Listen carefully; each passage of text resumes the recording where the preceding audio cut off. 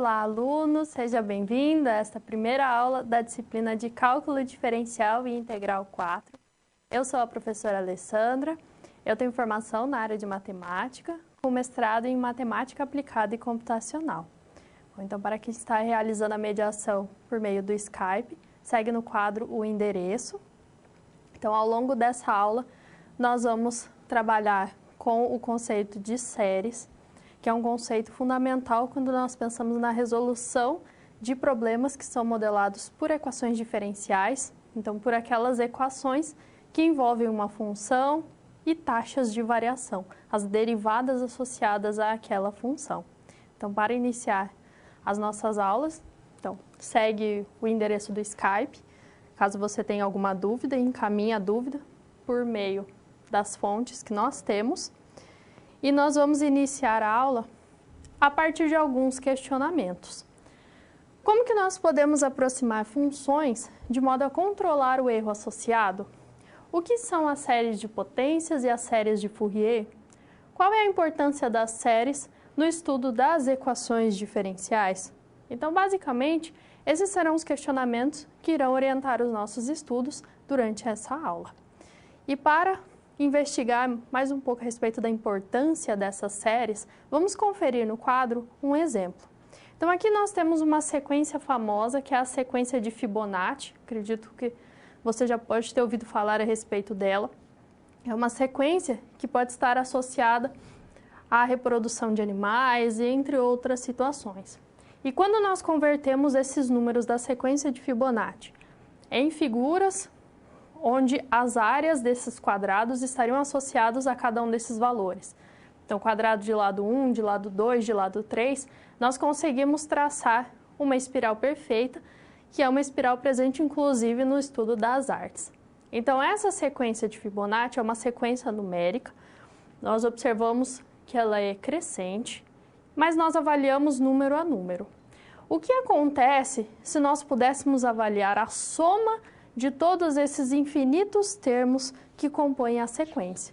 Então, esse vai ser o nosso trabalho, investigar somas infinitas e somas infinitas derivadas de sequências. Para esse estudo, nós precisamos de alguns conhecimentos prévios, relacionados às operações básicas, aos conjuntos numéricos, às sequências de números reais, como as progressões aritméticas, as progressões geométricas, que nós estudamos desde a educação básica, as funções de uma variável real, com o seu limite, continuidade, derivadas, as integrais, e as equações diferenciais, com a sua definição e as suas classificações. Então, nessa disciplina, nós precisamos de muitos dos conhecimentos que já foram trabalhados anteriormente, principalmente no cálculo diferencial e integral 1, 2, 3, na geometria analítica, álgebra vetorial e matemática instrumental. Então, todos esses conhecimentos prévios, eles serão essenciais para que nós possamos aplicá-los e desenvolver esses novos conhecimentos a respeito de séries, a respeito de integrais de linha, de superfície, entre outros. Então, para que nós possamos estudar as séries de Taylor, Maclaurin e Fourier, vamos acompanhar qual é o nosso contexto de estudo.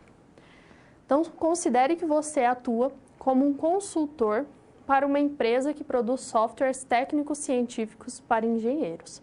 E você está trabalhando num projeto que tem por objetivo apresentar a fundamentação teórica para problemas de aproximação numérica de funções por meio de séries e polinômios de Taylor.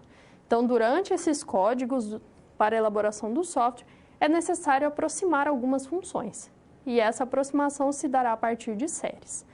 E com tudo isso, será possível construir o código-fonte para o software desejado.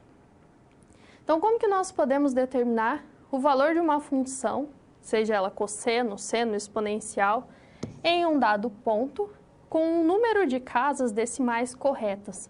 Então, como que nós avaliamos o erro associado a esse tipo de aproximação? E como que nós podemos empregar as séries, principalmente as séries de Fourier, para resolver as equações diferenciais? Então, basicamente, nossos estudos serão estruturados da seguinte forma. Vamos iniciar conhecendo as séries de potência, as de Taylor e de Maclaurin. Na sequência, Vamos conhecer as séries de Fourier, a sua definição, a sua caracterização e, por fim, observar a aplicação dessas séries na resolução de equações diferenciais. Então, pensando em todo esse contexto, nesse objetivo, vamos dar início aos nossos estudos.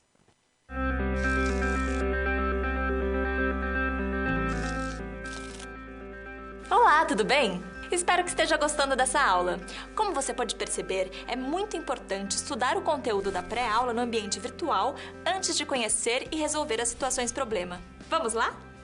As etapas para compreender e resolver as SPs são simples e facilitam os seus estudos. Primeiro, é necessário conhecer e interpretar os detalhes da situação problema, entender onde se passa a situação, quais agentes estão envolvidos e quais recursos estão disponíveis.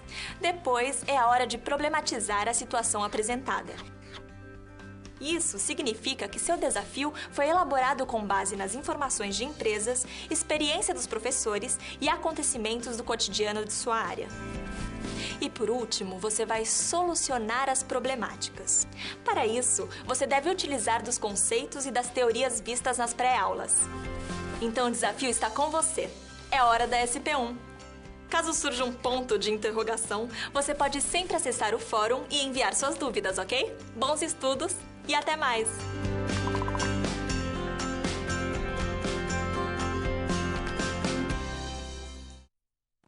Então, no contexto de trabalho no projeto, voltado a um estudo teórico a respeito das séries, vamos conhecer a primeira situação problema. A sua tarefa nessa primeira situação é apresentar os fundamentos teóricos de certas ferramentas matemáticas que serão adotadas pelo software a ser desenvolvido pela empresa atendida. Então, basicamente, estudos sobre a aproximação de funções por série de Taylor e série de Maclaurin. E ao longo dessa primeira situação, nós vamos investigar até qual valor de x nós podemos aproximar a função seno, função trigonométrica, por um polinômio de Taylor de grau 5, com um erro menor que 10 a menos 5. Então, como que nós podemos trabalhar com essa aproximação sujeita a esse erro? E para contribuir com essa interpretação do problema, o objetivo é construir em um mesmo plano, em um mesmo gráfico, os gráficos que representam os polinômios de Taylor de grau 1, 3, 5, 7 e 9, comparando-os com o gráfico da função seno. E quais são os conceitos necessários para a resolução desse problema? Então, nós buscamos a representação da função seno a partir de uma série, a partir de uma soma infinita. Mas antes de avaliar esse tipo de aproximação, vamos entender o que é uma série, como que nós construímos uma série. Nós vamos partir de uma sequência, aqui onde os seus termos são denotados por xn, então temos termos x1, x2, x3 e assim sucessivamente. A partir dela, nós vamos construir uma sequência auxiliar. O primeiro termo da sequência auxiliar é o termo x1, o primeiro termo da sequência original. O segundo é a soma de x1 com x2. O terceiro termo de x1 com x2 com x3. E um termo na posição n, um natural qualquer, é a soma de todos os termos da sequência original, de x1 até xn. Observe que nessa sequência auxiliar, quando nós aumentamos em uma unidade a posição, nós acrescentamos um determinado valor. Então, nós vamos somando termos e construindo assim uma nova sequência. Essa sequência, ela é chamada de sequência das somas parciais ou das reduzidas da série baseada naquela sequência xn. A série somatório de xk com k variando de 1 a infinito. Então, a série é uma soma dos infinitos termos de uma dada sequência, já que essa sequência é também infinita. E o que seriam as somas parciais? Uma sequência onde, quanto mais termos nós consideramos, mais próximos nós estaremos do valor do somatório, que caracteriza a série. Então, quanto mais termos nós acrescentamos na sequência de somas parciais, mais próximos nós estaremos da série. Aqui nós temos um exemplo, que é a série 1 sobre 2 elevado a n. Então, é a série originada da soma meio, mais um quarto, mais um oitavo, mais um 16avos e assim sucessivamente. Lembrando que é uma soma infinita, com infinitos termos. O que seria a sequência das somas parciais? O primeiro termo seria o meio. O segundo, meio mais 1/4. O terceiro, meio mais 1/4 mais 1/8. E assim sucessivamente. Então, o termo n qualquer dessa sequência de somas parciais é a soma de meio até 1 sobre 2 elevado a n. Como que nós podemos interpretar geometricamente essa série? Vamos considerar um quadrado de lado 1. Então, ele tem área 1. Nós tomamos metade da área desse quadrado. Acrescentamos 1/4 da área, depois 1/8 dessa área, 1/16 dessa área e assim sucessivamente. Observe que quanto mais termos nós acrescentamos, mais nos aproximaremos da área desse quadrado, que é igual a 1. Então, quando eu tomo o n tendendo ao infinito, nós observamos que o Sn, que seria a soma de todos esses termos que compõem a sequência, agora com a representação geométrica, essa soma tende a 1. Isso quer dizer que, se eu pudesse somar todos esses infinitos termos, a soma daquela série infinita, o n igual a 1 até infinito, seria igual a 1. Então, esse é um caso de uma série que converge. A soma, quando o n tende ao infinito, ela vai se aproximar de um valor real, de um número real. Então, quando aquela sequência de somas parciais, ela converge, ou seja, aquele termo Sn, quando n tende ao infinito, ou seja, quando nós consideramos um valor de n muito grande, ela se aproxima de algum número real, no caso um S, quer dizer que aquela sequência converge e, por consequência, a série converge.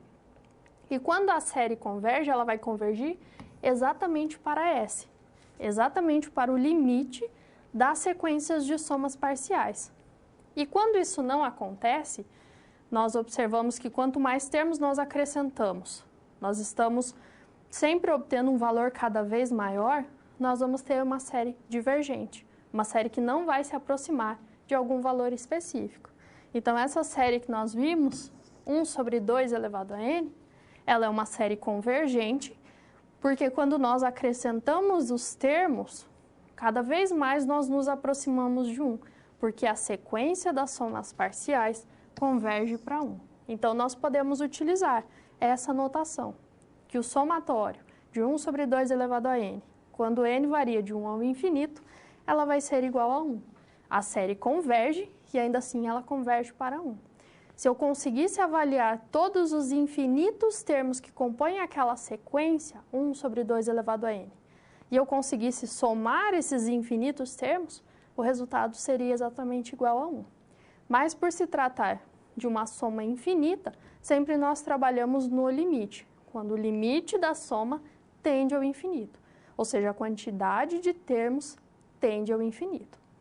Uma outra forma de se avaliar, uma outra tipo de série que pode ser estudada, são as séries de potências, e elas estão associadas, dependendo da sua característica, com as progressões geométricas. Quando nós temos um termo para o outro da sequência, nós multiplicamos por alguma constante. Então, vamos ao quadro conhecer agora essas séries de potências.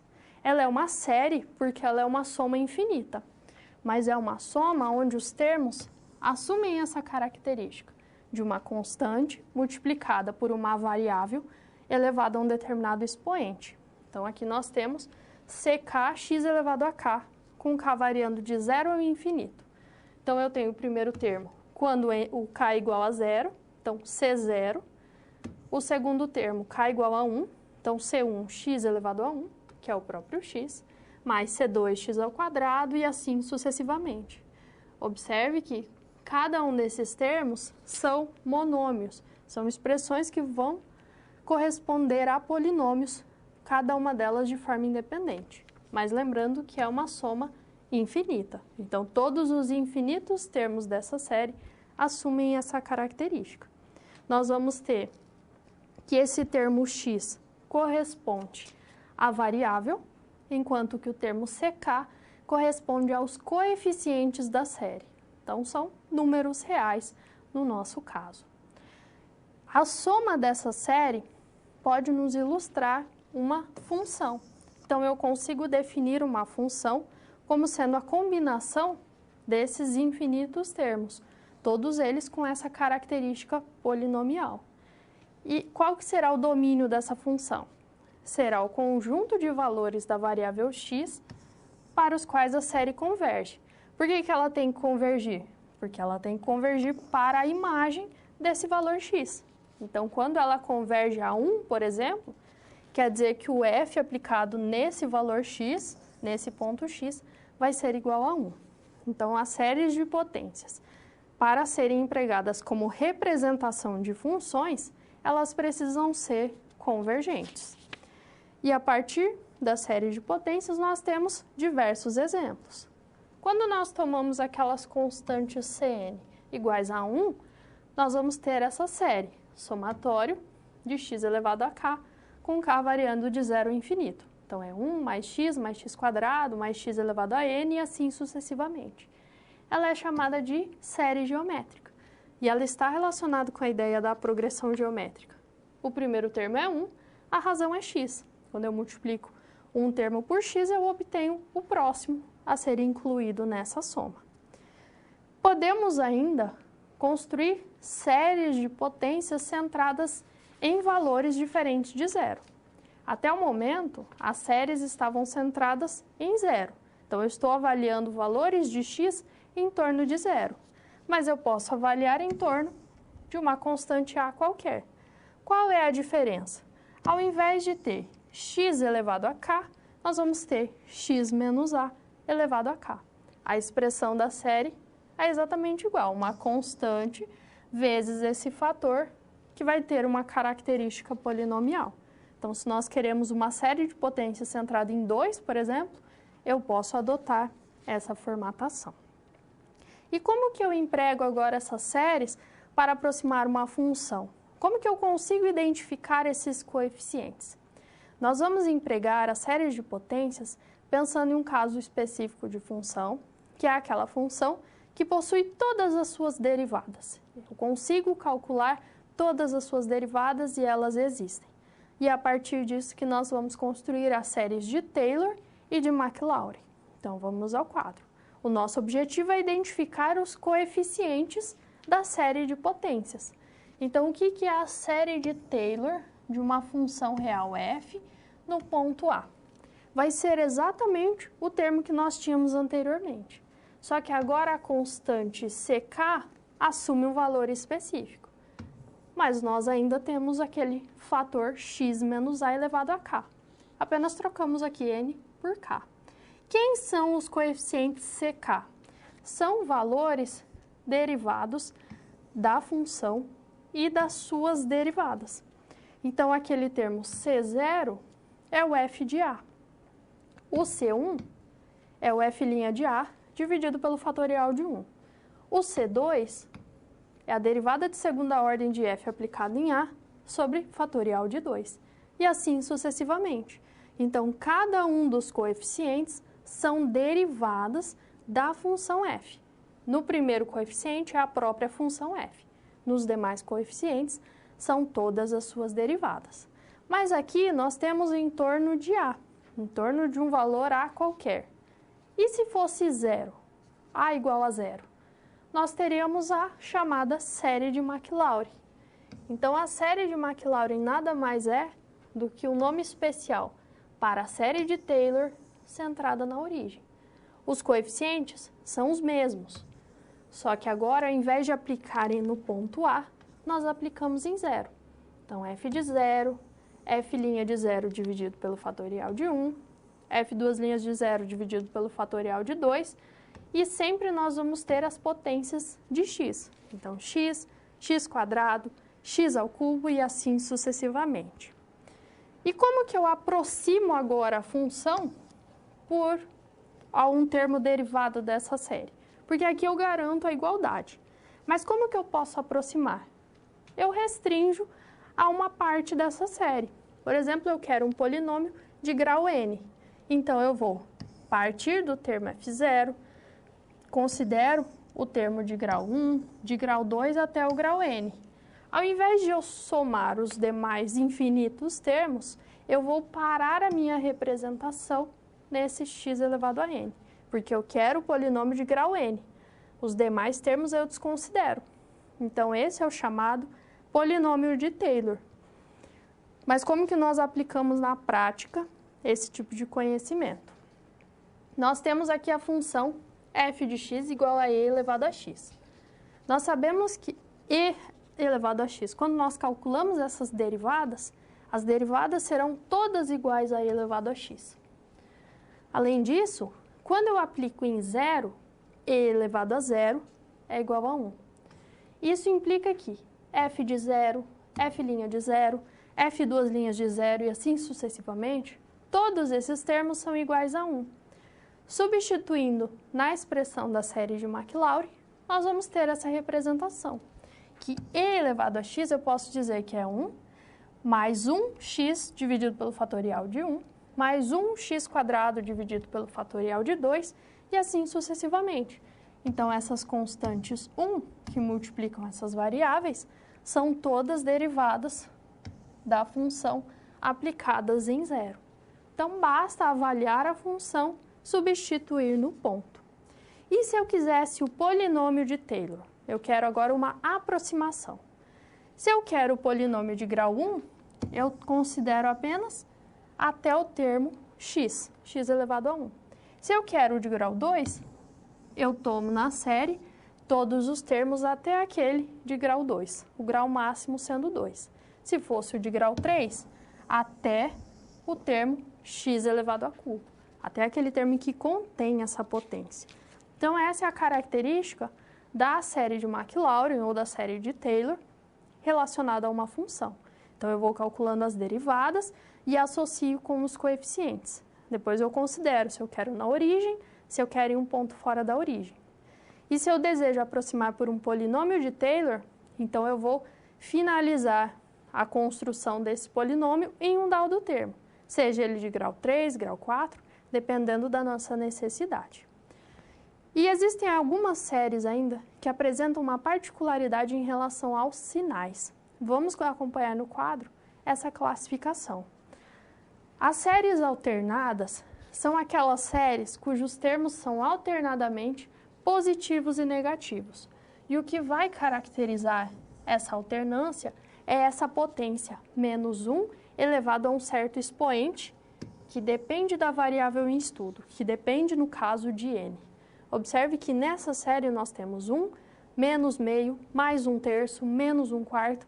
Então, nós temos as alternâncias nos sinais, positivo, negativo e assim sucessivamente.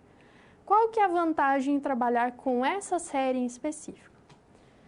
Quando a série ela é alternada, e eu quero aproximar essa série por um polinômio de Taylor, eu sei que eu consigo construir essa aproximação, vai ser uma série, ela sendo convergente, eu consigo identificar essa aproximação e o erro associado a ela é correspondente ao valor absoluto de xn mais 1. Então, é menor do que esse termo. O que isso significa?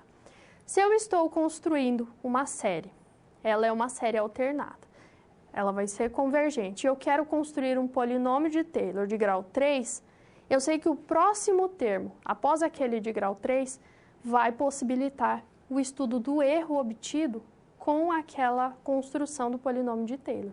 Então, essa é uma característica importante que nós vamos empregar na resolução do nosso problema, que é aproximar a função seno por um polinômio de Taylor de grau 5. Então, tudo isso que nós estudamos da série de Taylor, da série de Maclaurin e também das séries alternadas, nós vamos aplicar nesse problema. Então, acompanhe no quadro. A nossa tarefa é aproximar essa função seno. Bom, nós queremos um polinômio de Taylor centrado na origem. Então, no caso, vamos ter uma série de Maclaurin que vai originar esse polinômio. Essa é a expressão da série de Taylor centrada em zero ou da série de Maclaurin. Maclaurin é só um nome especial para quando ela é centrada em zero. O que nós precisamos? Das derivadas da função, todas elas aplicadas em zero. partindo da própria função f. Quando nós calculamos as derivadas da função seno de todas as ordens, nós vamos verificar que ao aplicar no ponto zero, existem alguns valores que se repetem. Sempre nós vamos observar a existência desse ciclo que se repete de 4 em 4. 0, 1, 0, menos 1 e continua esses valores. Exatamente pelas características da função seno e das suas derivadas. Tendo essa função, tendo as derivadas aplicadas em zero, basta substituir na fórmula. Então, eu tomei a série de Taylor na sua forma geral e substituí f de zero, f' de zero, f duas linhas de zero e assim sucessivamente. Observe que existem alguns termos nulos, que são aqueles associados aos expoentes pares da variável x, que é a variável em estudo. Simplificando, nós vamos ter essa expressão. E observe que essa série é uma série alternada, porque os seus termos são alternadamente positivos e negativos.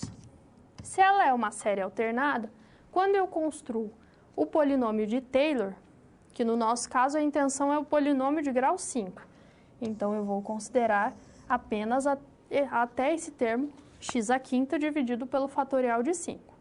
Se eu parei nesse termo de grau 5, por ser uma série alternada, o próximo termo possibilita o estudo do erro associado. O valor absoluto daquele termo, o x elevado à sétima potência dividido pelo fatorial de 7, o valor absoluto desse termo vai ser menor do que o erro que eu estou tomando. Ele precisa ser menor para que eu garanta que esse seria o maior valor de erro que eu posso cometer, 10 a menos 5. Quando eu isolo esse termo, valor absoluto de x elevado à sétima potência, nós temos o produto de fatorial de 7 por 10 a menos 5, aplicando a raiz de ordem 7, em ambos os membros, nós vamos obter que o módulo de x, o valor absoluto de x tem que ser menor do que 0,6526. O que isso significa?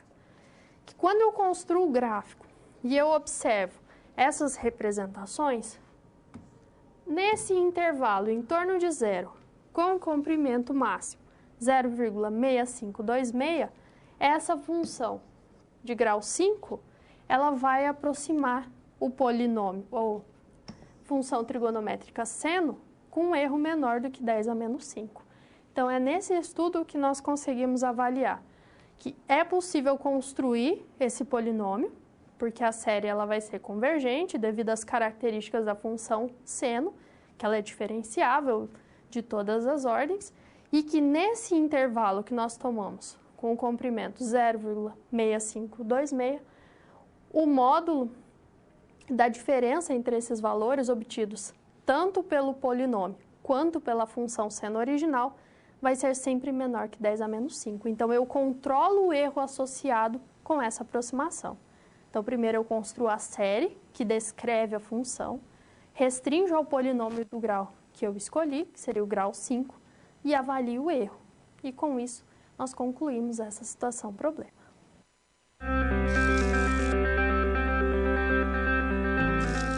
Opa! E aí? Como você se saiu com a primeira SP? Com as dicas que a gente viu, nem ficou difícil, não é mesmo? Você percebeu o caminho traçado para obter uma solução satisfatória? Primeiro, você estuda os conceitos teóricos. Em seguida, você conhece e avalia a situação. E só então, você tem conhecimento suficiente para se empenhar em resolver a situação problema. Entendeu por que é importante fazer uso de todos os recursos do material didático antes de iniciar as SPs? No ambiente virtual, você encontra textos, web-aulas e vídeos para enriquecer os seus estudos. Vamos para mais um desafio? Boa sorte na SP2 e até mais!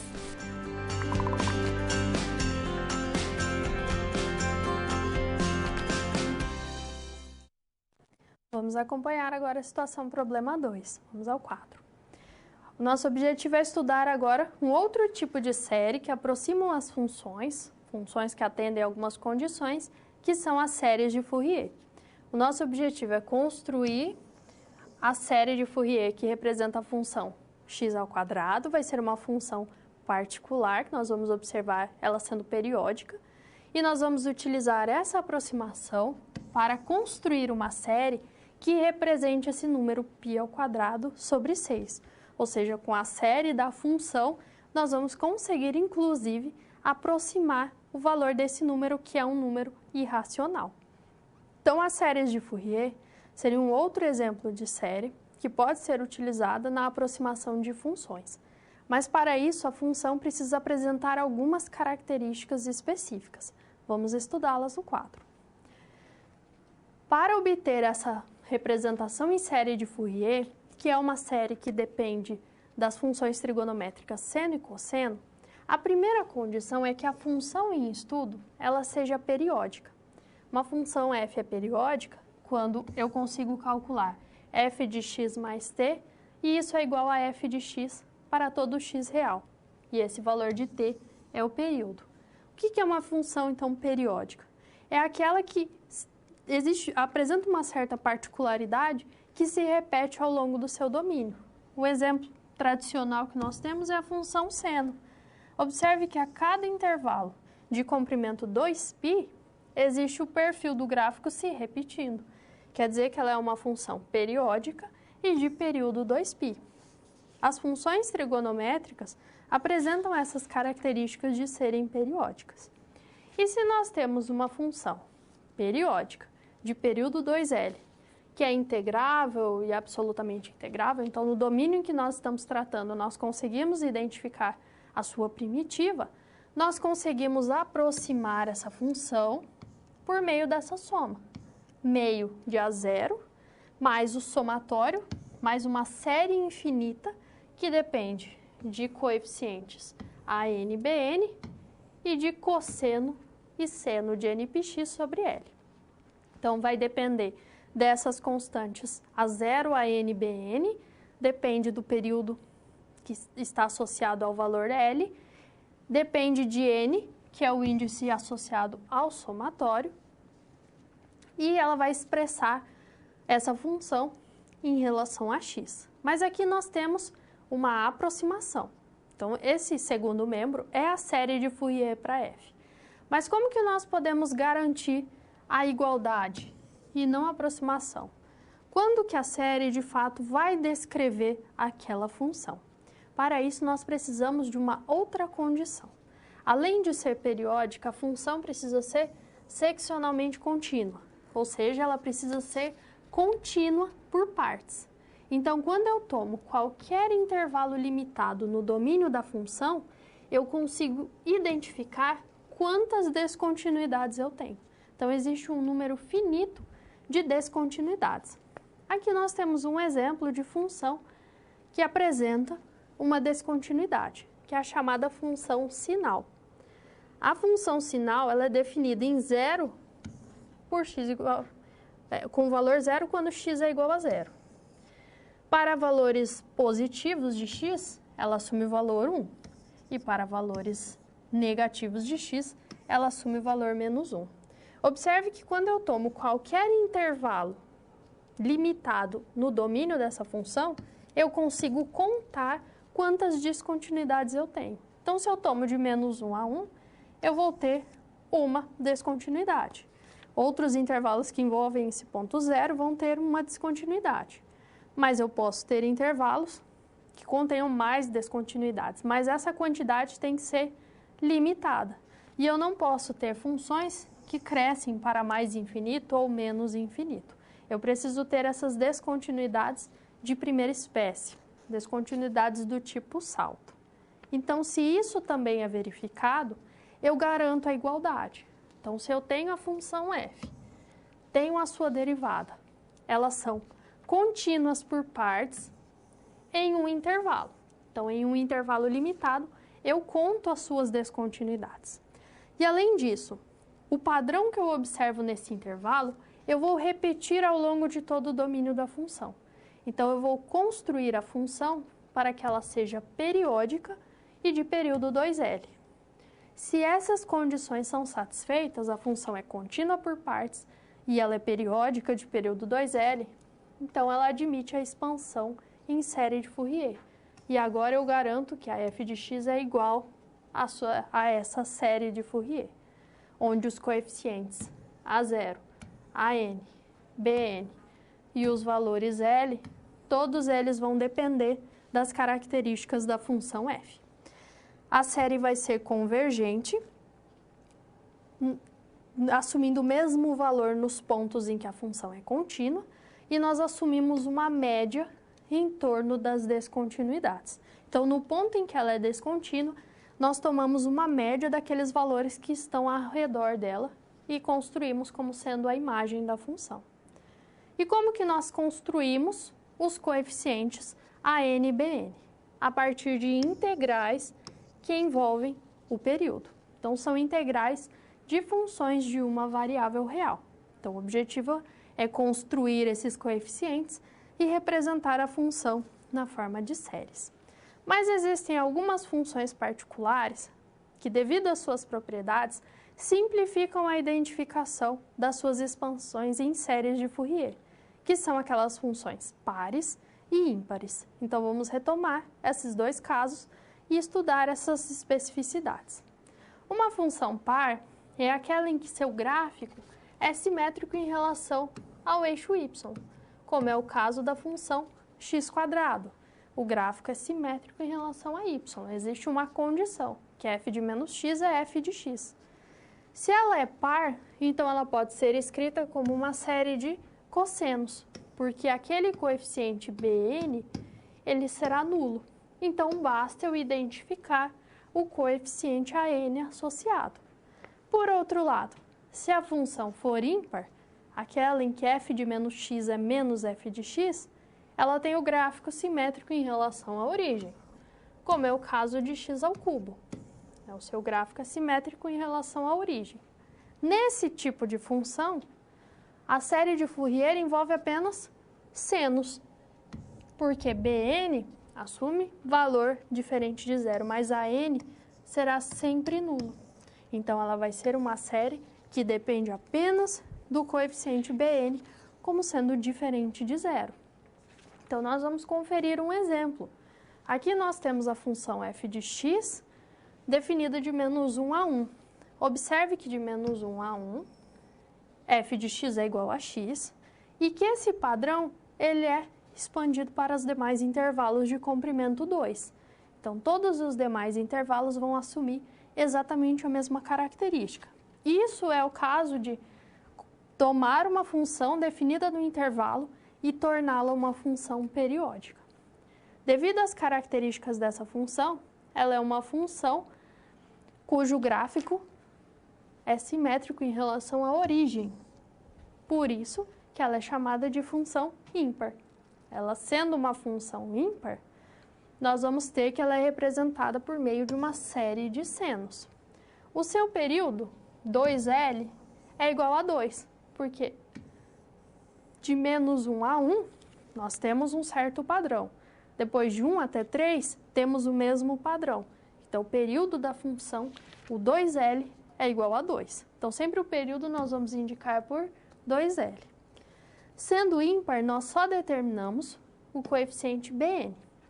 Só que no intervalo de 0 a L, que no nosso caso L assume o valor 1, a função é f de x igual a x. Então, naquele local do coeficiente onde nós identificamos o termo f de x, nós vamos substituir pela expressão da função, que nesse caso é igual a x. Tendo essa expressão, nós vamos calcular uma integral. Então, o coeficiente Bn, onde n é um natural qualquer, ele vai ser dado por 2 dividido por 1, 1 sendo L, integral de 0 a L, da função f de x, que é igual a x, seno de nπx sobre 1, que é o valor L, ou nπx, dx. Simplificando, nós temos essa integral. 2 vezes a integral de 0 a 1 de x seno de nπx dx. Do cálculo diferencial integral 2, nós sabemos que ao aplicar uma mudança de variável e logo em seguida uma integral por partes, nós vamos conseguir obter o coeficiente. Bn vai ser dado por 2 sobre nπ, que multiplica menos cosseno de nπ. Bom, quando n for igual a 1, 3, 5, 7, o cosseno desse valor vai ser negativo. Menos 1 assume o valor 1. Então, se n é ímpar, menos cosseno de nπ é 1. Se n for par, 2π, 4π, 6π ou 0, menos cosseno de 0 vai ser igual a menos 1. Então, nós podemos substituir esse menos cosseno de nπ, avaliando esses dois casos, de n par e ímpar, por menos 1 elevado a n mais 1. Substituindo no coeficiente que nós obtivemos pelo processo de integração ou recorrendo à tabela, nós vamos ter que o bn ele vai ser dado por 2 vezes o menos cosseno de nπ, que é o menos 1 elevado a n mais 1, dividido por n vezes π, ou π vezes n. Esse é o coeficiente bn. Como que nós finalizamos?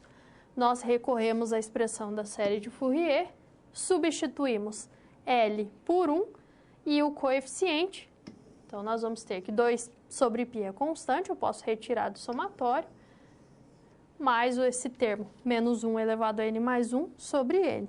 E assim nós vamos ter a representação da série de Fourier para aquela função f de x igual a x. Então, esse é o nosso objetivo final, expressar a função f como um somatório, uma soma infinita, com infinitos termos. Então, essa é uma representação em série de Fourier. Eu decomponho a função como uma soma infinita que envolve senos e cossenos. Em alguns momentos, apenas senos e em outros, apenas cossenos. Por que nós avaliamos essa função f de x igual a x? Porque nós vamos utilizá-la na resolução do problema que foi proposto. Então, vamos ao quadro, aplicar novamente essa ideia, mas pensando na função f de x igual a x quadrado. Bom, nessa função, ela é uma função par. Nós sabemos que o seu gráfico é simétrico em relação ao eixo y.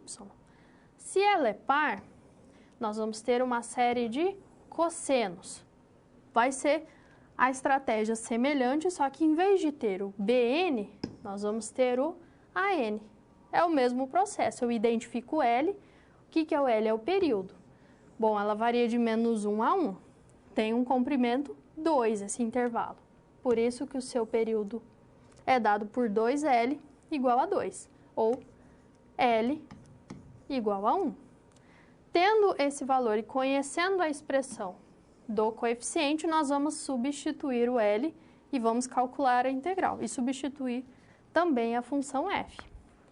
Aqui nós temos o gráfico dessa função. Observe que o padrão de menos 1 a 1 se repete ao longo de todo o intervalo. Por isso que o seu período é 2L, igual a 2. Então, a cada intervalo de comprimento 2, nós vamos ter uma repetição desse padrão. Nós vamos construir os coeficientes, mas nós vamos separar em dois casos. Quando o n é igual a 0, por quê? Porque o 0, quando nós calculamos cosseno de 0, isso é igual a 1. Então, nós temos uma simplificação na integral. Nós vamos ter 2 sobre 1, integral de 0 a 1 de x quadrado dx, que resulta em 1/3. Agora, em an, nós vamos ter a representação, então, da integral, que vai depender agora de x quadrado, cosseno de nπx, porque L assume o valor 1. Resolvendo essa integral, nós vamos obter aquele valor, 4 sobre n quadrado π quadrado, vezes menos 1 elevado a n. E aí nós construímos a função. F de x sendo dado como 1/3, mais o 4 sobre π quadrado, que é uma constante, eu posso retirar do somatório.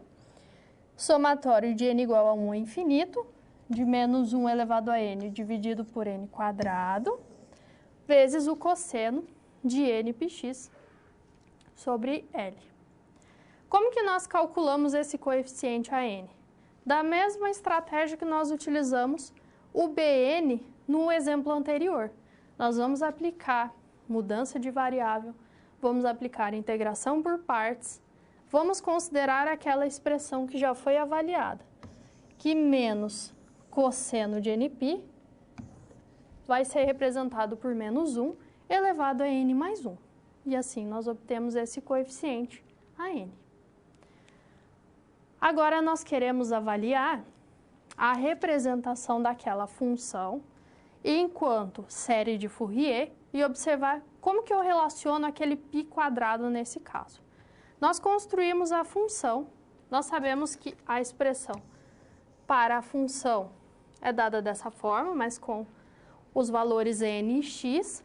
Quando eu substituo na série de Fourier de f o x igual a 1, em toda a série, inclusive no cosseno, nós sabemos que o f de 1, que seria o 1 ao quadrado, já que é o x quadrado, vai ser igual a 1. Então, no primeiro membro nós temos 1. No segundo membro nós temos a série.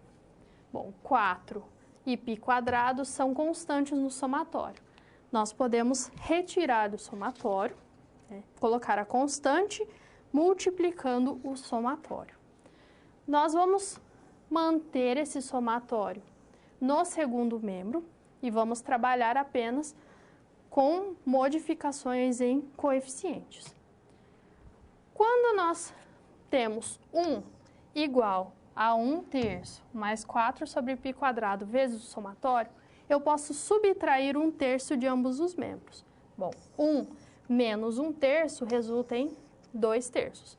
1/3 menos 1/3 resulta em 0 e nós mantemos o 4 sobre π quadrado, que multiplica o somatório. Multiplicando ambos os membros por π quadrado e dividindo ambos os membros por 4, nós obtemos no primeiro membro π quadrado dividido por 6, porque seria 2π quadrado dividido por 12, simplificando por 2, obtemos esse resultado. E no segundo membro, nós temos essa série. Quando nós expandimos os termos dessa série, nós avaliamos para n igual a 1, n igual a 2, n igual a 3 e assim sucessivamente, nós vamos conseguir mostrar que π ao quadrado sobre 6 é igual a 1 sobre 1 quadrado, mais 1 sobre 2 ao quadrado, e assim sucessivamente. Então, nós construímos uma representação para a função f, que seria o f de x igual a x quadrado. Então, nós representamos ela como uma soma infinita. Depois, nós identificamos a função aplicada em um ponto e pela série de Fourier nós construímos agora uma série associada ao termo π ao quadrado, associada a esse número irracional. Por que é importante estudar a série de Fourier? Porque quando nós resolvemos equações diferenciais, muitas vezes nós não conseguimos identificar, a partir de um método, a expressão da função. Por exemplo, a incógnita sendo a função seno de x. Muitas vezes nós só conseguimos construir uma série que represente essa função, que é o que nós vamos ver no próximo exemplo. Nós não vamos identificar a solução da equação como sendo uma função específica, mas nós conseguimos identificar por meio de alguns métodos qual que seria a sua representação em série e, com isso, conseguir resolver problemas. Então, a aplicação da série de Fourier se dá nesses problemas, principalmente envolvendo equações diferenciais, que são as equações que modelam diversos fenômenos no nosso cotidiano. Então, nós verificamos o que seria a série de Fourier, observando que existem funções pares, funções ímpares, que simplificam todo esse processo e que, com isso, nós conseguimos construir séries para números racionais, para outros tipos de expressões, concluindo, assim, esta situação-problema.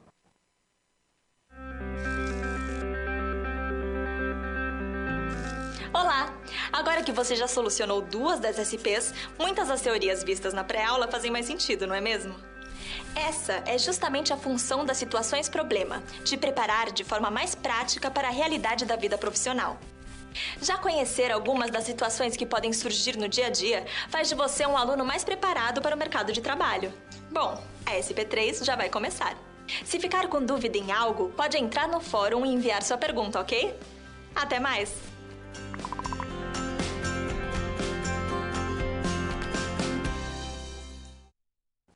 Agora nós vamos acompanhar a terceira situação-problema e observar a aplicação da série de Fourier na resolução de um problema modelado por uma equação diferencial. Então, aqui nós temos um circuito elétrico que está sujeito a uma força eletromotriz que é periódica.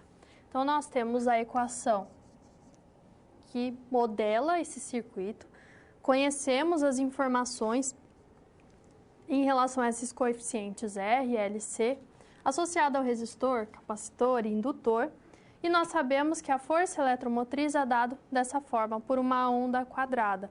Então, não é uma função contínua, ela é uma função contínua por partes. Observe que nós conseguimos contar quantas descontinuidades existem nos intervalos. A nossa tarefa, então, é resolver esse problema, que vai ser utilizado como uma referência para outros estudos teóricos. E considerando que aquela força eletromotriz depende de uma constante A, estudar de que forma a corrente vai ser influenciada por esse valor A. Será que se ele for duplicado, a corrente também vai ser duplicada? Então, nós vamos resolver esse problema como se fosse um exemplo a ser aplicado em outras situações. Nós vamos estudar uma forma compacta para a série de Fourier de uma função, que vai ser a forma que nós utilizaremos na resolução desse problema. Nós vimos que a série de Fourier depende de cossenos e senos. Quando nós organizamos essas duas funções e nós comparamos elas entre si, a partir da identidade de Euler, nós conseguimos uma exponencial. Então, vamos ao quadro conferir essa representação. Então, ao invés de representar a função f como combinação de seno e cosseno, nós vamos expressá-la como uma série que depende de uma constante e de uma função exponencial. Então, essa é a forma complexa da série de Fourier para uma função periódica de período 2L, uma função integrável, e ela é uma forma complexa porque no expoente da função exponencial está presente a unidade imaginária, a raiz quadrada de menos 1. Nós podemos utilizar i, podemos utilizar a notação j, dependendo dos nossos estudos. Nós vamos manter a notação i, mas poderia ser alterado todo esse estudo, adotando apenas essa mudança de i para j, mas continuando a mesma unidade imaginária. E nessa representação, como série de Fourier, as constantes também são dadas a partir de uma integral, mas ao invés de cosseno e seno, vai ser a partir da combinação da função f em estudo com uma exponencial. Então, nós vamos utilizar essa forma complexa para estudar a equação diferencial apresentada. Mas o que é uma equação diferencial? Que características ela vai apresentar?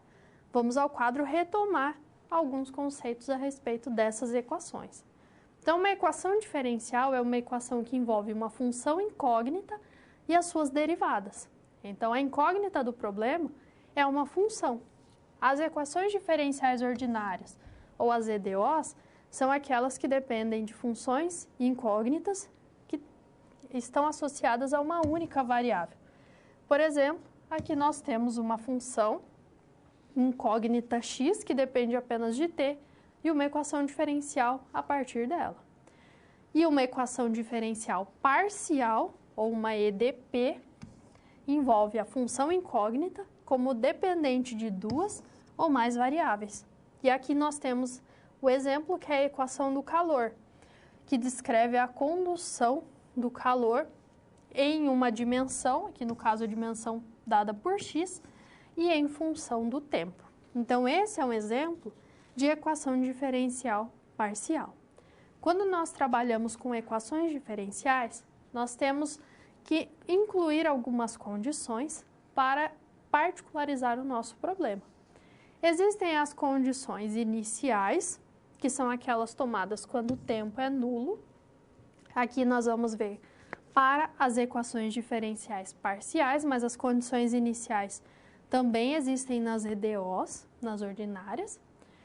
E temos a condição de contorno, que é uma condição que está associada a certas limitações, aos extremos da região. Então, os extremos vão ser submetidos a uma certa condição. Aqui nós temos também uma forma de se interpretar essas condições. Então, a condição inicial é quando o tempo é nulo.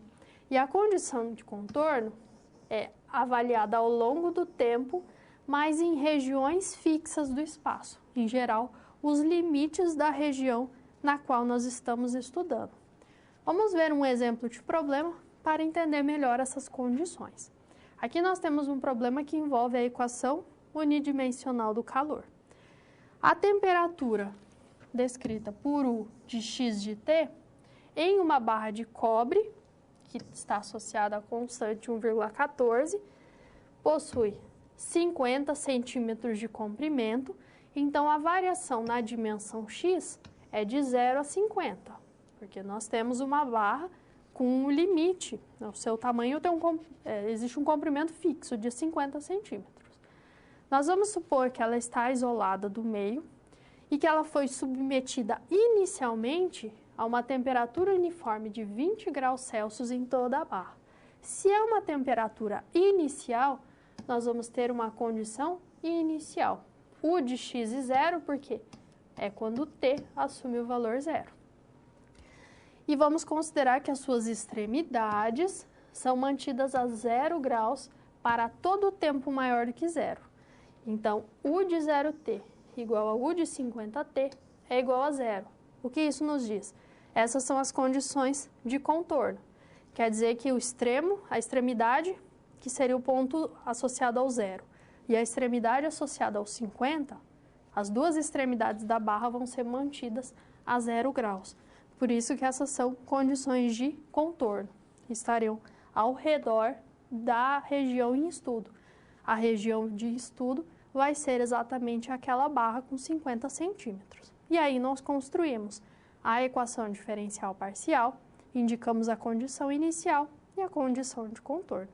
Então esse é o objetivo com os estudos dessas equações. Modelar fenômenos e incluir condições que especifiquem qual é a situação que nós estamos avaliando. Poderíamos submeter essa barra a diferentes temperaturas, mas eu quero exatamente essas. Temperatura inicial e as temperaturas nas extremidades. E como que nós utilizamos agora a série de Fourier na resolução de problemas? Para resolver agora uma equação diferencial ordinária, que é uma equação que foi estudada no cálculo diferencial integral 3. Nós sabemos que essa equação depende de uma variável, que é uma função de uma variável, e aqui no caso ela tem a dependência de uma função g também. Como que eu resolvo essa equação por série de Fourier? Eu vou admitir que a solução x e essa função g que é conhecida, elas satisfazem a todos os critérios presentes no teorema da série de Fourier. Vou admitir que as duas têm o mesmo período e, portanto, as duas têm representação em série de Fourier. Eu conheço a G, eu consigo determinar a sua série de Fourier, mas eu não conheço a X. Por esse método, eu vou identificar não a função X propriamente dita, mas a sua expressão em série de Fourier. Se eu conheço a sua série de Fourier, dependendo desses coeficientes, eu consigo retornar a função X. Mas se eu não tiver a X, pelo menos eu sei que eu posso aproximá-la por meio de uma representação em série. Qual que vai ser o trabalho? Determinar esses coeficientes da série de Fourier para x a partir dos coeficientes da série de Fourier para g. Então essa é a caracterização da resolução de problemas envolvendo a série de Fourier. Eu vou partir de g e vou identificar x. Só que x está sendo dado por uma série. Mas na EDO eu tenho a derivada de segunda ordem e a derivada de primeira ordem. Então não basta conhecer x, eu preciso conhecer as suas derivadas. Então nós precisamos de um teorema que permita a identificação das derivadas, que é o teorema da diferenciação termo a termo. Então se eu tenho uma função contínua, periódica de período 2L, a função f é derivável, a derivada também é derivável. Eu consigo expressar a função f como uma série de Fourier e eu consigo também construir a sua derivada. Como que eu derivo essa função? É uma f de t, a sua variável é t, a derivada da f em relação a t. Cosseno e seno são os únicos termos dessa representação que dependem de t. Então, nós podemos aplicar uma regra da cadeia, uma regra da soma e derivar esse termo que está presente no somatório em relação a t. Quando nós derivamos, nós obtemos essa expressão que ainda depende de n, de π, de L, de AN, de BN e das funções trigonométricas, mas agora é a derivada. E eu posso aplicar novamente e construir uma nova derivada. E assim, temos a representação para a série de Fourier em cossenos e senos e podemos adequar para a sua forma complexa. Então, em resumo, esses resultados que nós precisamos. A representação em série de Fourier, o trabalho com a função g, que seria aquele termo independente, para obter a função incógnita e admitir que essas duas funções satisfazem a todos os teoremas e considerar as derivadas da função incógnita. Empregando todo esse conhecimento, vamos resolver o problema que foi proposto. Nós temos aqui a equação diferencial ordinária inicial do circuito. Nós conhecemos os valores das constantes, podemos simplificar essa equação diferencial e nós sabemos que a função eletromotriz, que a força eletromotriz é uma função descontínua. Essa é outra vantagem da série de Fourier. Eu consigo resolver equações diferenciais que envolvem funções descontínuas. Quando nós estudamos, geralmente nós adotamos as contínuas, mas nem sempre os problemas reais dependem das contínuas. Então, a série de Fourier possibilita o estudo desse tipo de problema também. Qual que é a primeira etapa? Construir a representação em série de Fourier para E de t. Então, ela é uma função periódica de período 2L igual a 0,04. Aqui nós temos a forma geral da sua série de Fourier e nós precisamos calcular o coeficiente αn, dado conforme a fórmula. Na fórmula, nós tínhamos a integral de menos L a L. Por que aqui agora é a integral de 0 a 0,04? Porque essa função eletromotriz ela é avaliada para tempos maiores ou iguais a zero. Então, ao invés de considerar esse intervalo de comprimento 2L, de menos L a L, nós vamos partir de zero e manter o mesmo comprimento. Aqui seria 2L e aqui continua sendo 2L. Por isso que é a integral de 0 a 0,04. Podemos calcular para n igual a 0, já que e elevado a 0 é igual a 1. Calculando a integral, nós vamos substituir o f de x pela função, que seria a função e de x ou e de t. Essa função ela é descontínua. Como é a integral de 0 a 0,4, nós vamos separar em duas. A integral de 0 a 0,02 e de 0,02 a 0,04. Porque no primeiro intervalo, a função e de x assume o valor a. E no segundo intervalo, ela é nula. Se ela é nula, quando nós integramos com o zero nesse intervalo, essa integral resulta em zero. Integral definida de zero é igual a zero. Por isso que nós vamos simplificar o cálculo agora para apenas a primeira parte, de 0 a 0,02, porque é o intervalo em que a função não é nula, que ela é igual à constante a. Resolvendo essa integral, o coeficiente α0 é dado por a sobre 2. Vamos calcular os demais coeficientes. A expressão é a mesma, só que agora nós retornamos com aquela função exponencial. Também temos a integral de 0 a 0,04 da força eletromotriz.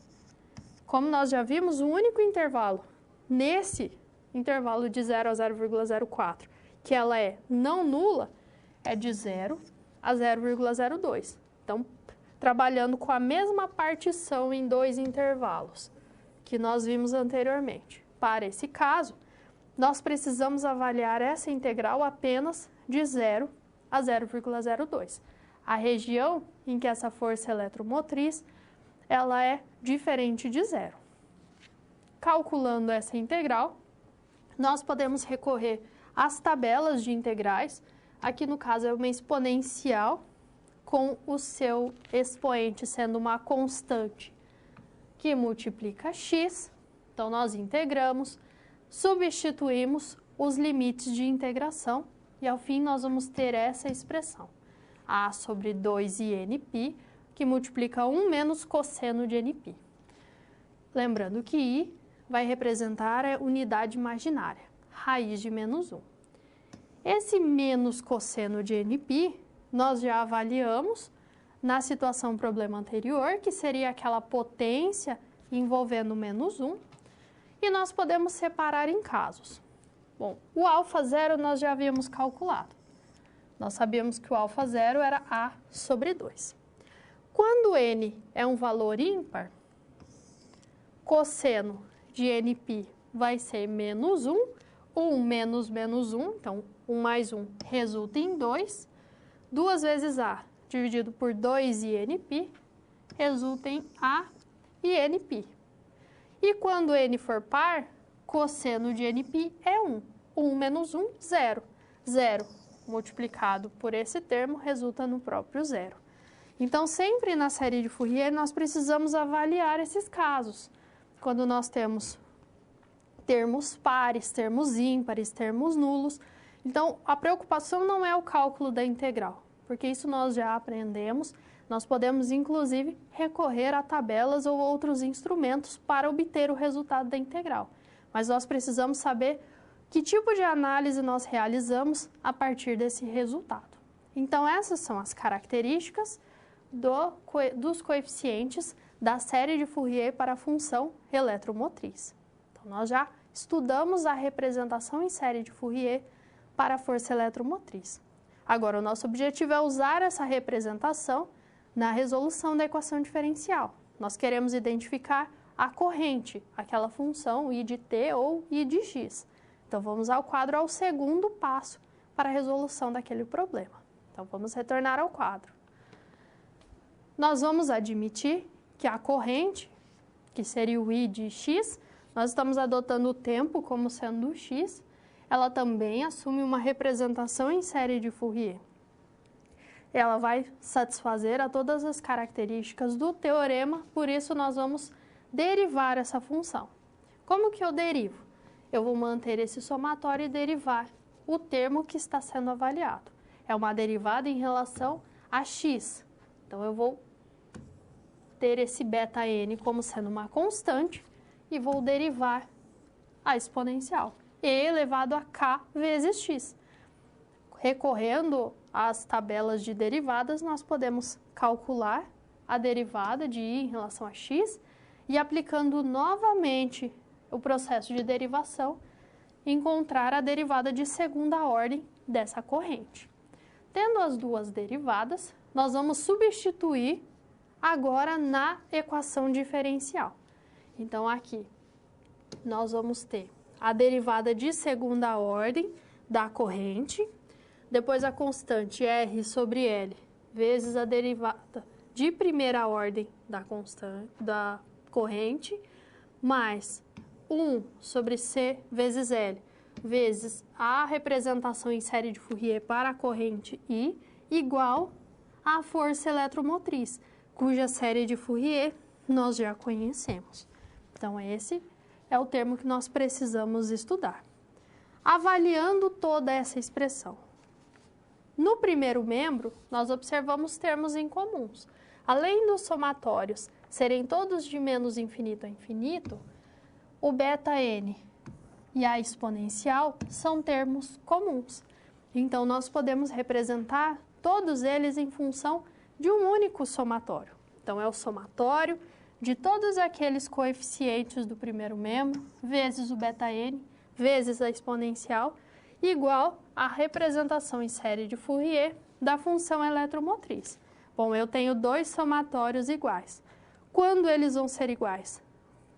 Já que nós temos a mesma função exponencial em ambos os membros, quando os seus coeficientes forem iguais. Então, nós vamos comparar os coeficientes, inclusive o beta-n, com o coeficiente da função da força eletromotriz, que é o alfa-n, que nós já calculamos.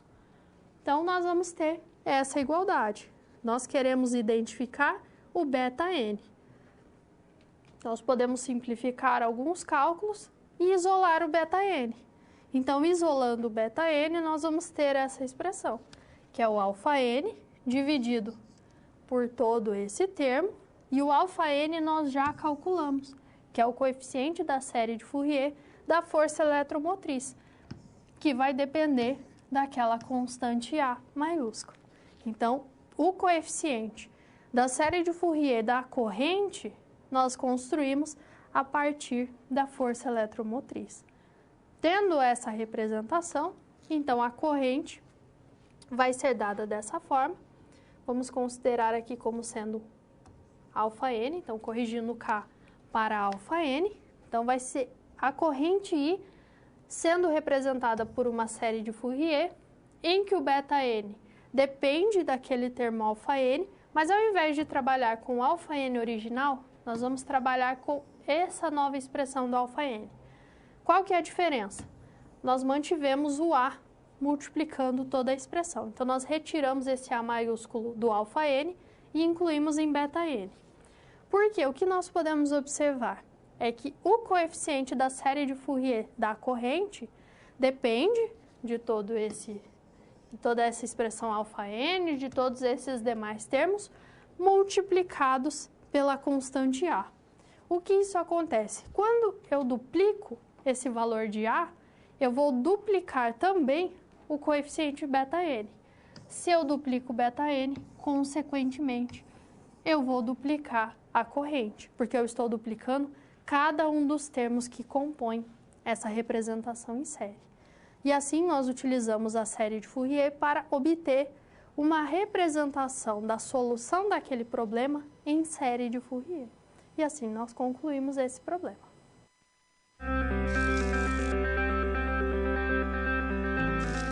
E agora que todos os desafios foram concluídos com sucesso, é hora de refletir sobre o que foi visto. O objetivo das SPs é ampliar o seu conhecimento e te ensinar a como utilizar na sua realidade profissional os conceitos vistos aqui. Essa é uma metodologia que exige muita proatividade e empenho da sua parte, já que segue o modelo de uma das tendências mais avançadas no mundo, a sala de aula invertida. E em contrapartida, vai te transformar num profissional diferenciado e mais qualificado para desempenhar as funções da sua profissão. Por isso, faça bom uso dos materiais e das interatividades oferecidas. Não deixe de acessar o seu ambiente virtual e completar a sua pós-aula, ok? Cada parte do processo é essencial para a sua aprendizagem. Até mais! Vamos agora retomar todas essas expressões de séries, as principais, que nós estudamos durante a aula. Então, nós estudamos as séries de potências, que são essas séries cujos termos vão estar associados a polinômios. Lembrando que a série é uma soma infinita. Nós vimos que podemos expressar uma função diferenciável por meio de uma série de potência, que é a série de Taylor, onde todos os seus coeficientes têm origem na função f e nas suas derivadas, relacionadas também com esses fatoriais de números naturais. Já a série de Fourier, ao invés de utilizar potências, utiliza a representação a partir de senos e cossenos de funções trigonométricas. E nesse caso, as funções precisam ser periódicas e precisam ser contínuas por partes. E pela série de Fourier, nós conseguimos apresentar aproximações para essas funções. Aqui nós temos um exemplo de uma função que é seccionalmente contínua, que é periódica. Ela é uma função periódica de período 2L igual a 4. Por ser simétrica em relação ao eixo y, ela é uma função par e admite uma representação em séries de cossenos. Calculando cada um dos coeficientes, nós conseguimos avaliar agora esses coeficientes específicos voltados à representação de série de Fourier dessa função f. Então, essas são algumas formas de se representar, de se aproximar uma função e que podem ser utilizadas na resolução dos mais variados problemas. Então, agora nós teremos um momento para que você possa encaminhar os seus questionamentos, as suas dúvidas, e em seguida daremos continuidade aos nossos estudos.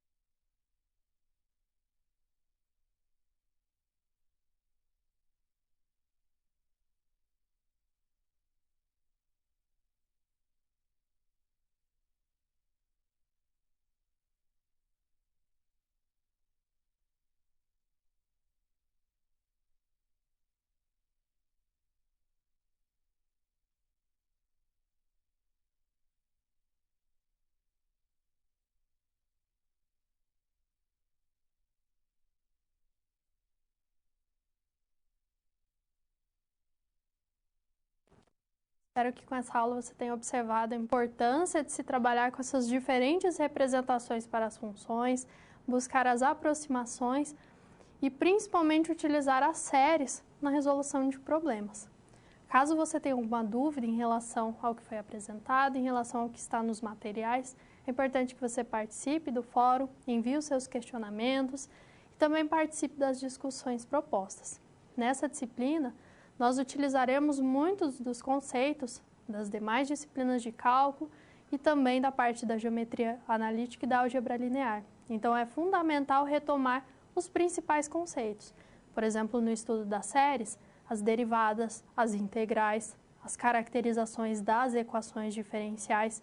Então, tudo isso vai contribuir com os nossos estudos na disciplina. Apesar do nosso foco não ser resolver uma integral, resolver uma derivada, mas sim aplicar os resultados, é importante que nós tenhamos esse conhecimento prévio e sejamos capazes de utilizá-lo também na interpretação dos problemas e na resolução de todos os desafios propostos. Desejo a você bons estudos e até a próxima!